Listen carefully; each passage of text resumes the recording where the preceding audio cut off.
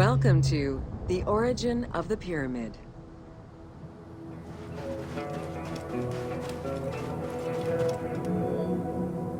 The origin of the word pyramid is controversial. Most believe that it originates with the Greek word pyramis, which referred to a bread of conical shape. Life and death in ancient Egypt were modeled on the cycle of the sun. The perfect shape of the smooth-faced pyramid became associated with the metaphor of the pharaoh transformed into one of the sun's rays in death. Pyramids represented the Benben, the primordial mound of the Heliopolitan creation myth. These stories permeated every aspect of Egyptian life to a greater or lesser extent.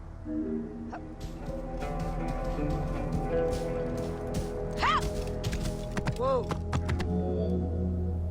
During the pre-dynastic period, the development of funerary practices was different, depending on whether one was located in Lower Egypt or Upper Egypt. Well before the pyramid, there was the burial pits. It is on the site of Merimde Beni Salame in Lower Egypt that we find the oldest funerary site, dating back to 5000 BCE. Study of the tombs revealed that the bodies of the deceased were deposited in a shallow grave in a fetal position. Though a few objects were recovered from these graves, they offered no insight as to the social class of those interred within.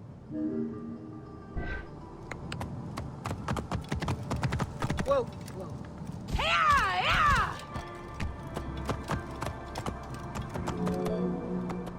In Upper Egypt, pre-dynastic practices are easier to study, but reveal more complex funerary rites. They are divided into two cultural phases, Badarian and Nagada. The Badarian phase ranged from 4400 BCE to 3800 BCE. Small necropolises were discovered on the outskirts of villages, revealing the emergence of a funerary cult. The bodies of the deceased were lowered into an oval grave and covered with goat or gazelle skins. Items needed in everyday life were added alongside the body. Yeah! Whoa! During the three Nagada periods ranging from 4000 BCE to 3510 BCE, funerary practices evolved in complexity. The shape of tombs changed from oval to rectangular, mimicking the homes of the living. The size of the burials increased and funerary items became more stylized and numerous. Tombs gained complexity with masonry, wooden veneers, or raw bricks added to strengthen the structures. In time, socially stratified necropolises emerged. For example, in Hierakonpolis, the elite and commoners had separate necropolises. Whoa! The term mastaba, meaning massive bench in dialectal Arabic, refers to a form of funerary architecture that was present in Egypt from the Archaic period to the Middle Kingdom. An evolution of the burial pit, mastabas were generally composed of two parts. A structure was built above the ground in the form of a massive rectangle with stepped walls, and a subterranean burial chamber was located underneath. Smaller mastabas often surrounded the much larger tomb of the king. These generally held the remains of the king's relatives and courtiers.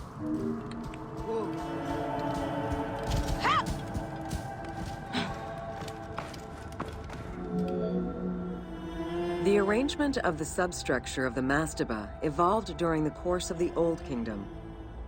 From the 5th dynasty onwards, mastabas often featured multi-roomed substructures, with sometimes up to 30 rooms.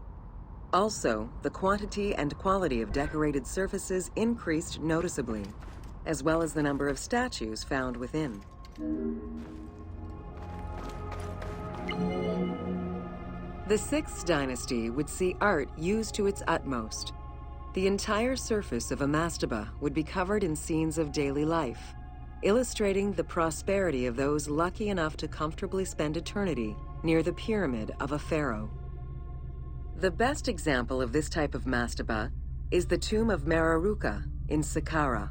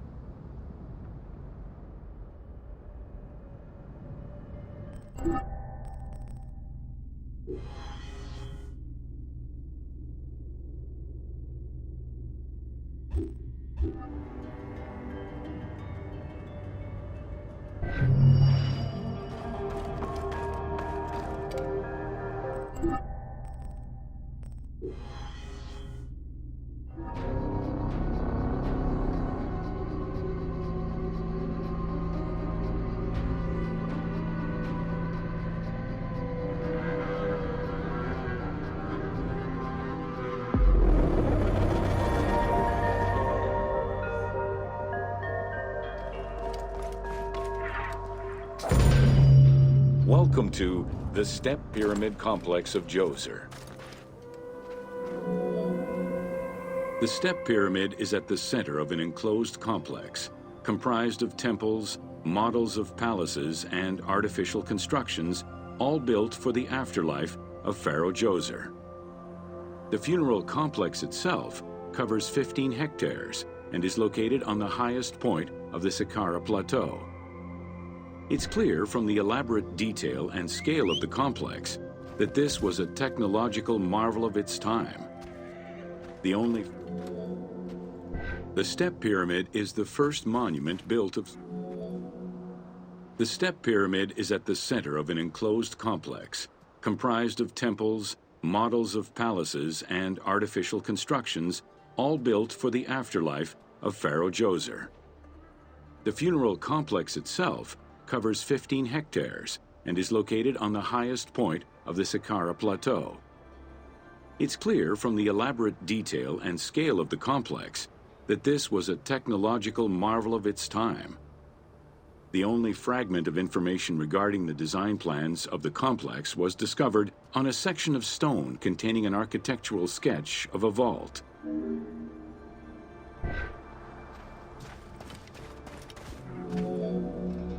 The Step Pyramid is the first monument built of stone. Standing at 60 meters high, it was the tallest of its time. Built 4,700 years ago, it was originally intended as a mastaba, which was a flat-roofed rectangular tomb. Its famous architect, Imhotep, may have felt this was too humble for the great Pharaoh Djoser and began to add the steps.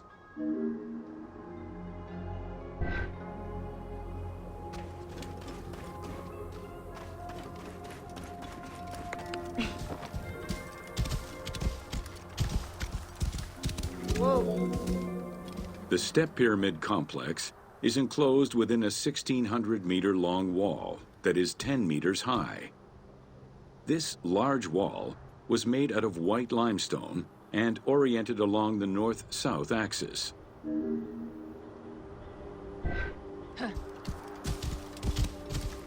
Whoa!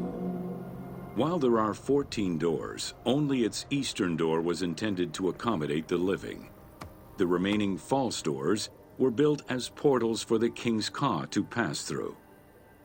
Along with false doorways, the walls were designed with bastions and steeples resembling a defensive wall. The positioning of these design elements suggest that they were related to the Hebsed festival.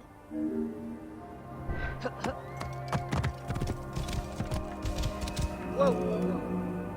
The only real entrance into the complex is at the end of a long, narrow passageway. This enclosure has a stone canopy carved to resemble wooden logs. At the end of the passage is a large opening. Meant to resemble a doorway, it has carved doors and hinges that are permanently open and immovable.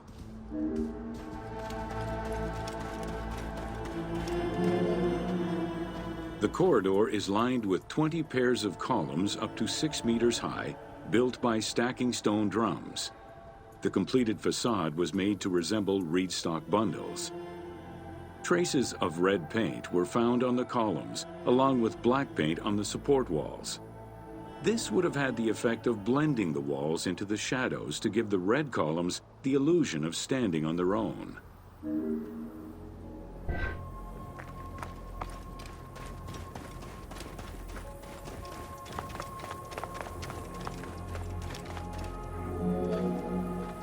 Chambers are located on either side of the columns and are thought to be chapels representing the provinces of Upper and Lower Egypt. According to some Egyptologists, the arrangement of the rooms may be symbolic of jurisdiction and judgment.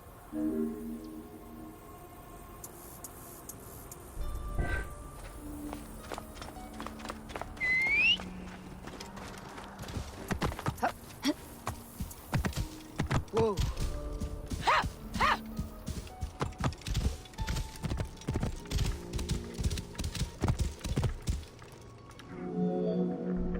Guarded by a line of carved snakes, this tomb is located at the southern end of the courtyard.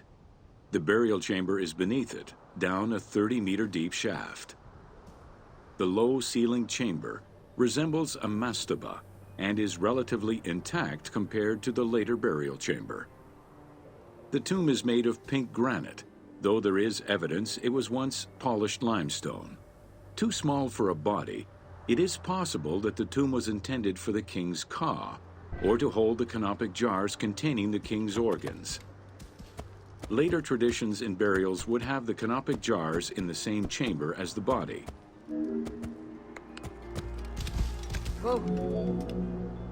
A polished limestone staircase leads west from the tomb to underground apartments. Some of these rooms were intended to accommodate the king and his family in the afterlife.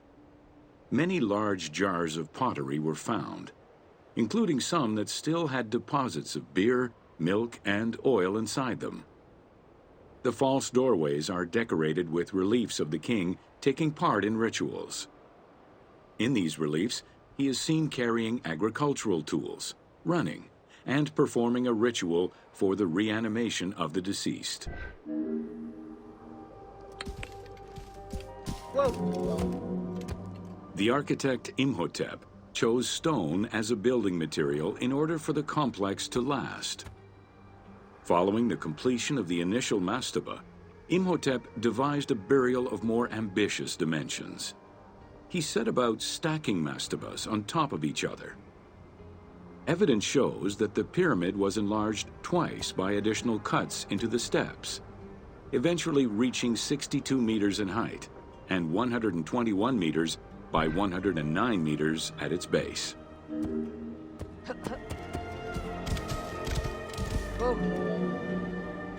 A staircase allowing the pharaoh to enter the divine world was represented by a tiered pyramid, oblong in shape, completely enveloping the original mastaba. The pyramid itself is a solid structure. All of the chambers and tunnels are beneath the structure. Whoa.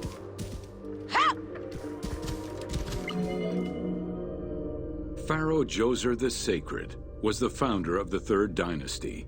He ruled for 19 years. During his reign, he was known as Horus Negereket, divine of the body. He was given the name Djoser several centuries after his death as a sign of respect, and he is regarded as one of the greatest pharaohs of Egypt. An apocrypha was drafted in his name during the Ptolemaic period, 2,500 years after his death.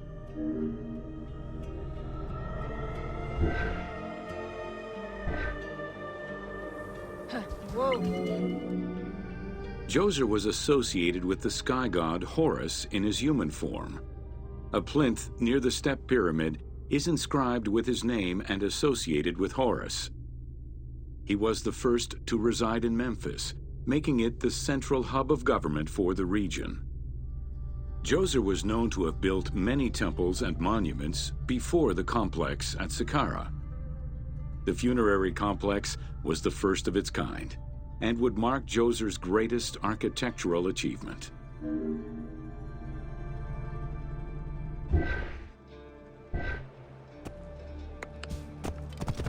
Whoa!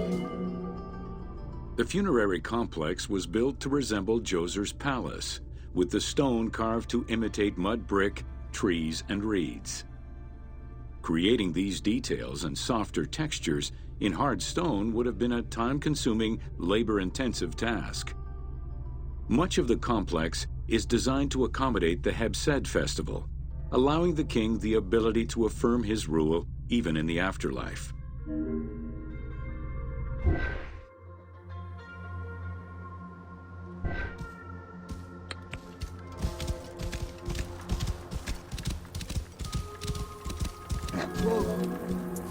In the corner is a temple referred to as T.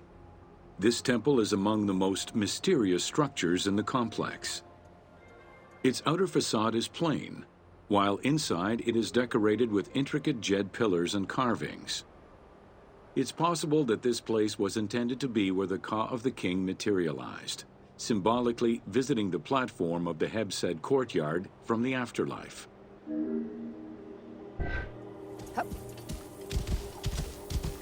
Whoa! The Hebsed festival enabled the pharaoh to maintain universal order and renew godly powers. Through a series of trials and religious rites, such as dance, offerings, and visiting the sanctuaries of various deities, the ruler's vital force and divine nature was confirmed.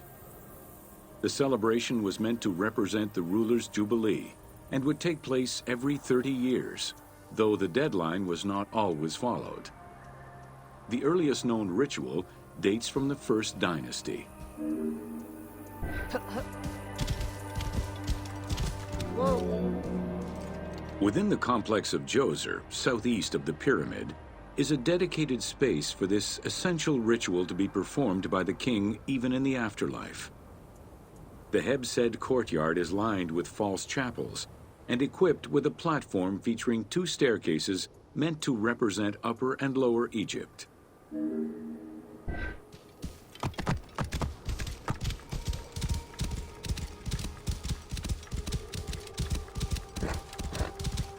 Whoa! Located in the courtyard, the two pavilions are believed to represent the palaces of Upper and Lower Egypt. Rectangular in shape, the two replica structures face one another. Their facade is similar to the chapels of the Hebsed ceremony, with column crowns carved to look like falling leaves. Because Queen Hetep-Hernepti and Princess Inetkas's names were discovered on a stela near the pavilions, it is thought that these funerary chapels were intended for them.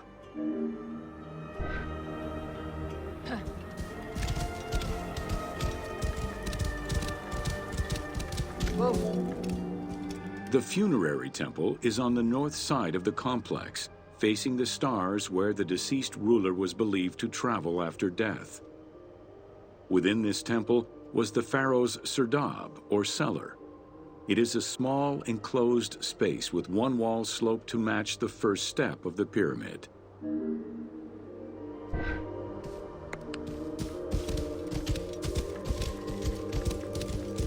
Whoa! The north wall has two observation holes.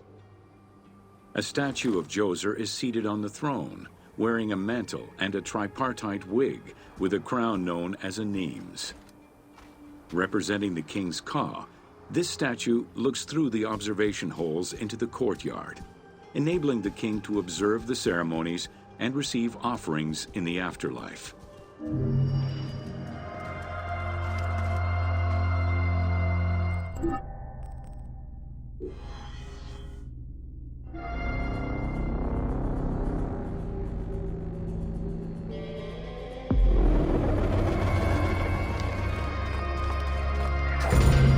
Welcome to Inside Djoser's Step Pyramid. The architect of the Step Pyramid, Imhotep, was a man of great importance to Pharaoh Djoser and ancient Egyptians in general. The base of a statue of Djoser, discovered in 1926, celebrates Imhotep as a carpenter, sculptor, stonemaker, and chief of the seers. Little is known of Imhotep's day-to-day life. While he is credited for writing medical texts, it is for his role of architect that he is most famously known.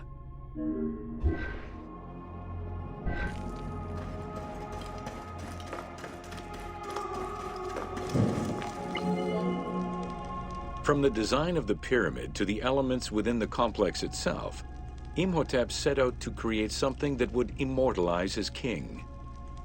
An architectural achievement, the Step Pyramid was made from stone blocks instead of mud brick.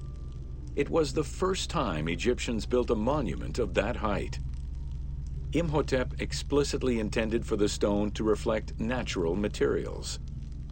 The funerary complex of Djoser remained famous throughout the centuries and millennia, and its great architect, Imhotep, was deified by ancient Egyptians during the late period.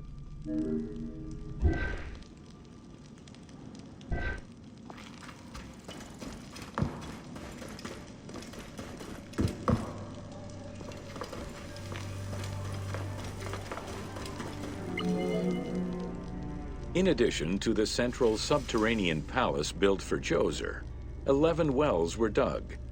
Each went to a depth of 33 meters and connected with a horizontal gallery extending for about 20 meters. The first 5 galleries were intended for members of the royal family.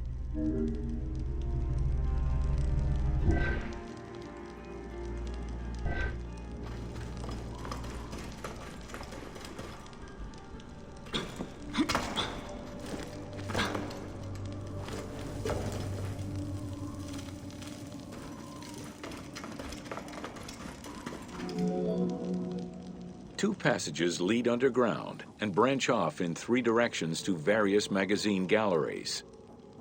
This vast underground space accommodated sections for storage and ceremonial offerings. One of the tunnels, starting on the east side of the pyramid, contained 40,000 stone vessels, many of them belonging to the king's ancestors.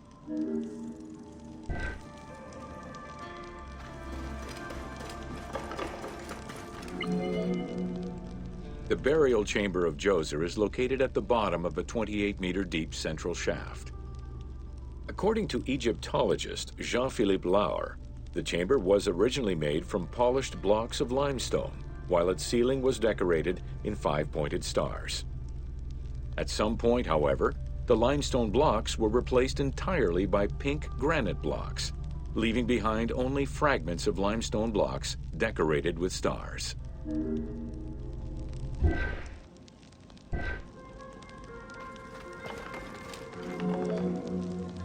At the foot of the chamber are many tunnels going in all directions. This maze of tunnels, galleries, and chambers stretches over 5 kilometers. There are a number of dead ends and false doors. They may have been intended for the afterlife, rather than to fool thieves.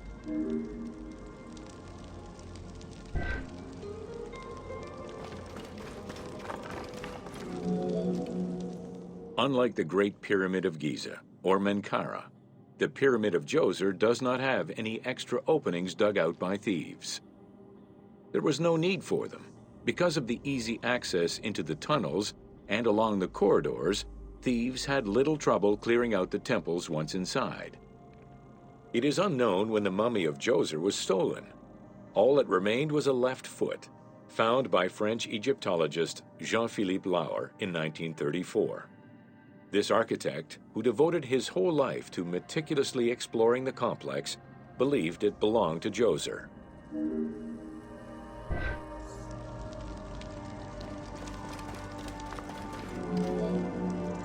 The pharaoh's apartments, also known as the blue chambers, are decorated with blue-green tiles meant to imitate the reed matting that covered the walls and windows of his palace.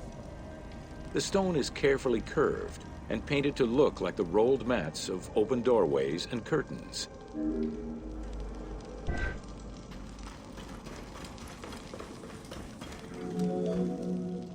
There are two long rooms running side by side along a north-south axis. The south room has false doors separated by stone panels, while the north room is a corridor which allows access to side chambers.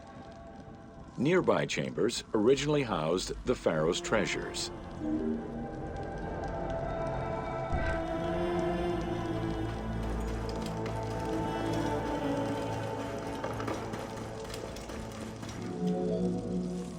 The door frames are made of fine limestone and carved with the king's name. As in the south tomb, reliefs are carved into the doorways. These reliefs show the king performing rituals and visiting divine sanctuaries for all eternity. Their interiors are fictive additions made by the team to add to the wonders of the tomb.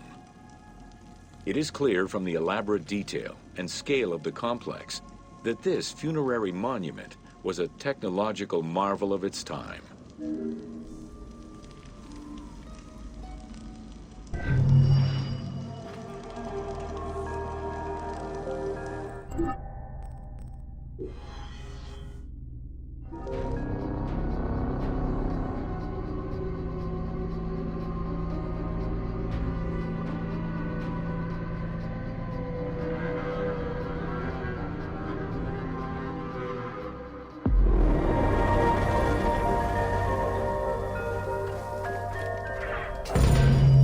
Welcome to Sneferu's first pyramid.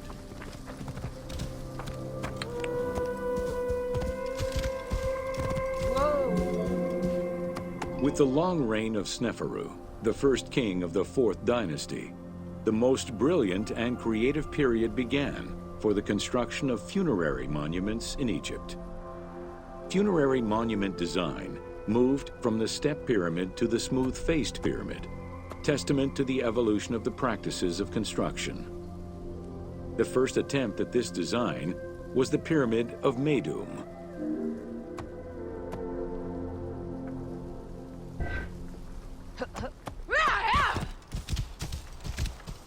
Whoa! While Sneferu's monument started as a 7-stepped pyramid, it was later altered into an 8-stepped structure. The final phase of construction saw the steps filled out and an outer casing applied to achieve a smooth surface.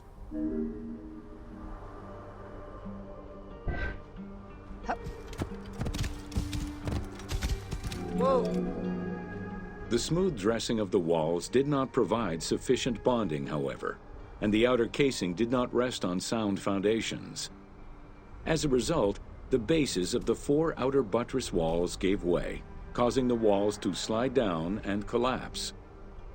While the Meidum Pyramid was abandoned due to design flaws, it showcased other innovations that would impact all future pyramid designs.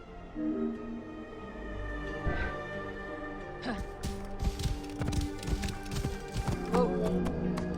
As well as the smooth sides, it was the first time a ceremonial pavement was built, leading from the valley to the temple of the pyramid. Another innovation was that of the funerary chamber, which was no longer at the bottom of a well, but rather above ground level. This change signaled the beginning of the 3-bedroom system.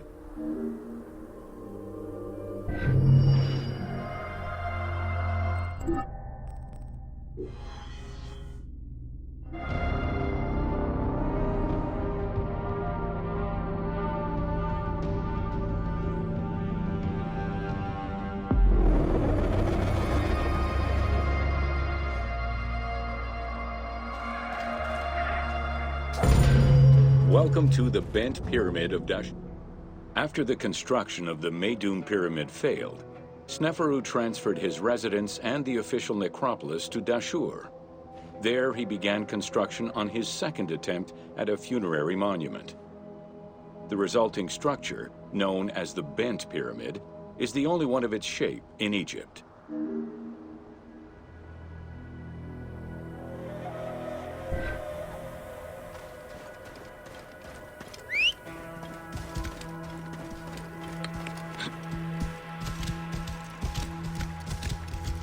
Whoa! Though the pyramid also proved unstable and was abandoned, it marked a technical and architectural breakthrough. Heralding an important design transition, the bent pyramid displays a shift from the step pyramid to a functional smooth-sided pyramid.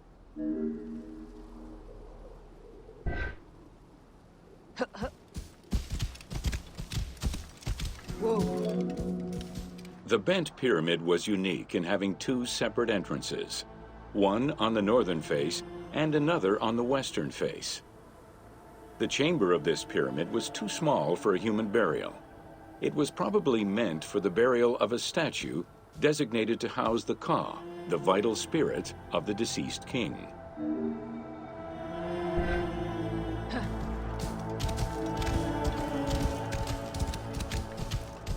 Whoa. With the bent pyramid, architects successfully experimented with a completely new idea: to build the pyramid with a core of huge stones settled on a progressive horizontal design. This way, each construction phase could be completed in a single stage, allowing the architect complete control over every design element.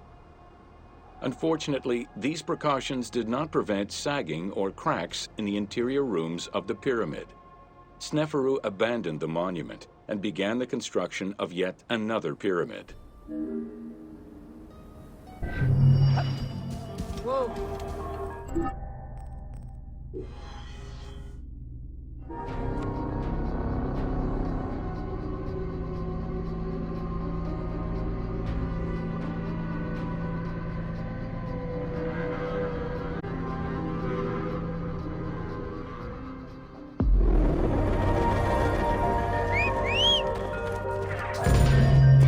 Welcome to the Red Pyramid of Dashur. Whoa. The Red Pyramid was built 2 kilometers to the north of the Bent Pyramid.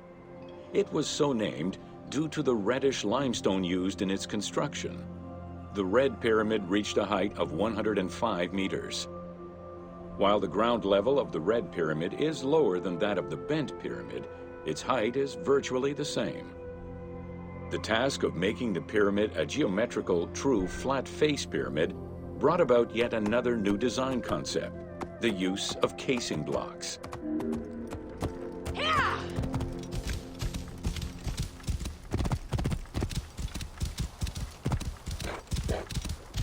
Whoa. The descending corridor of the pyramid, which opens to the north, arrives at ground level, where 2 almost identical spectacular chambers with high ceilings are aligned north to south and connected by a short horizontal passage. In the south wall of the second chamber, accessed by a staircase, another corridor leads to the final chamber, which is built within the masonry of the pyramid itself and aligned east to west.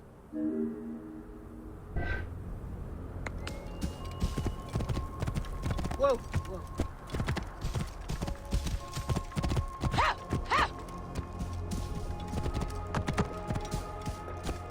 Whoa.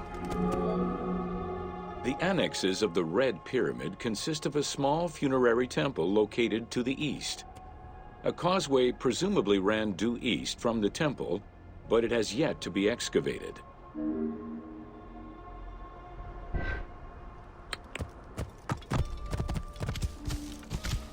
Whoa.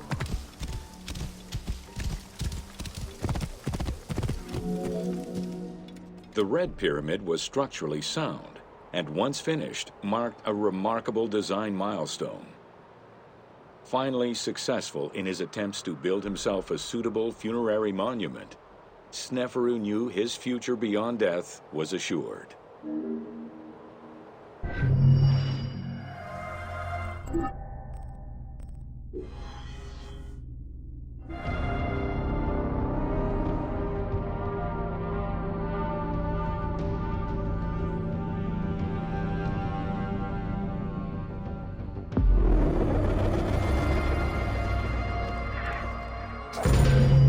Welcome to Pyramids of the Middle Kingdom. During the Middle Kingdom era, the powerful rulers of the 12th dynasty resumed the tradition of elaborate pyramidal tombs. For example, Amenemhat I built a funerary complex in Lisht, and Senusret II selected the Elahun site in the Fayum. Amenemhat II and Sesostris III, however, cast their favor towards Dashur. Amenemhat III built a pyramid there as well before moving to Hawara in the Fayum.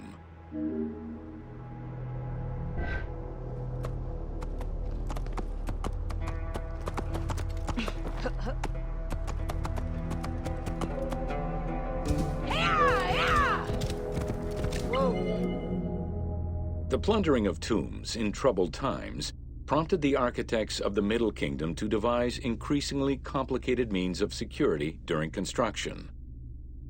As such, while the architectural plans of the Hawara pyramid were simpler than the one at Dashur, the means used to protect it from looters were much more elaborate. Beyond the use of blind passages and concealed trapdoors, the architects relied on a system of stone slabs, which were slid into place at the end of construction. These massive stone slabs were meant to permanently block the passageways leading to the funerary chambers. Whoa! The kings of the 13th dynasty began building their pyramids at Mazguna, south of Dashur, then moved on to Fayum and Abydos. The kings of the 17th dynasty, however, satisfied themselves with crowning their cave tombs with small pyramids of raw brick. The kings of the 18th dynasty gave up the shape of the pyramid as a royal tomb entirely. They chose a mountain with a pyramidal shape in the Valley of Kings and dug their graves there.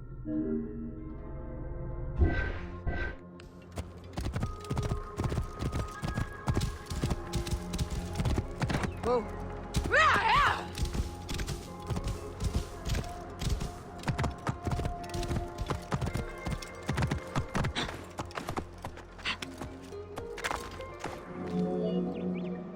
It was not until the Nubian pharaohs of the 25th dynasty that kings were once again buried under pyramidal tombs.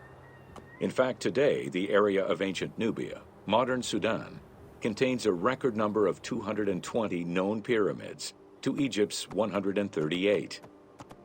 Despite their slow decline in use and quality, pyramids continued to fascinate all and sundry up to the Roman era.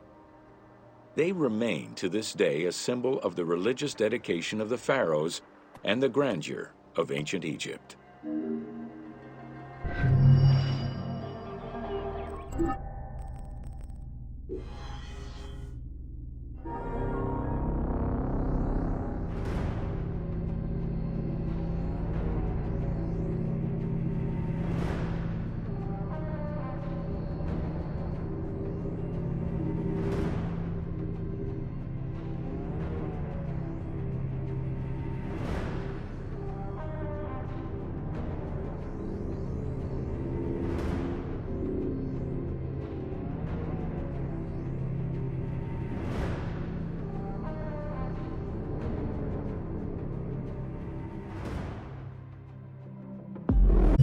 Welcome to an overview of the Giza necropolis. Whoa! The Giza Plateau is located on the west bank of the Nile and was considered by ancient Egyptians as the domain of the dead. The pyramidal complexes found there were built over the span of 3 generations, during the reign of Khufu, Khafre, and Menkaure.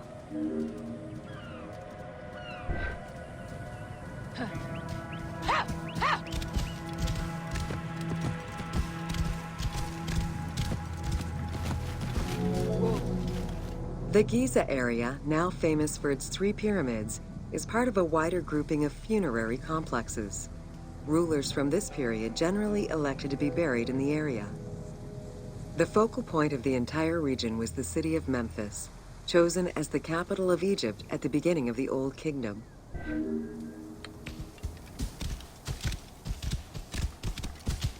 Whoa! The placement of the Giza monuments, and particularly that of the pyramids, followed a practical yet strict alignment. First, they focused on cardinal points, and then they accounted for the natural geology of the plateau.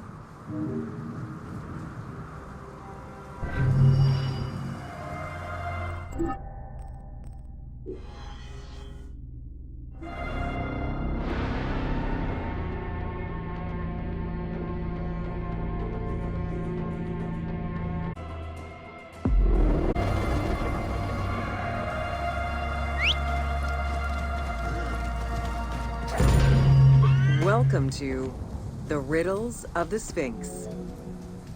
A sphinx was originally meant to be a personification of the king. The human head, wearing pharaonic regalia, was fused with the body of a lion, thus sharing the qualities the powerful animal possessed, namely its power, the swiftness of its attack, and its majestic authority.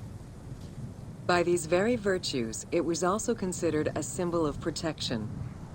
Unsurprisingly, statues of sphinxes could be found along the dromas, protectors of the path taken by the gods to reach the temples.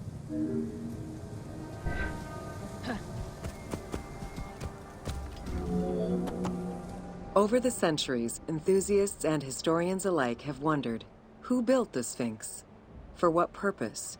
And who does it represent? These questions remain unanswered. Several theories do exist, however, some more credible than others. One theory supposes that Jedefre chose to pay homage to his father Khufu by building the Great Sphinx of Giza.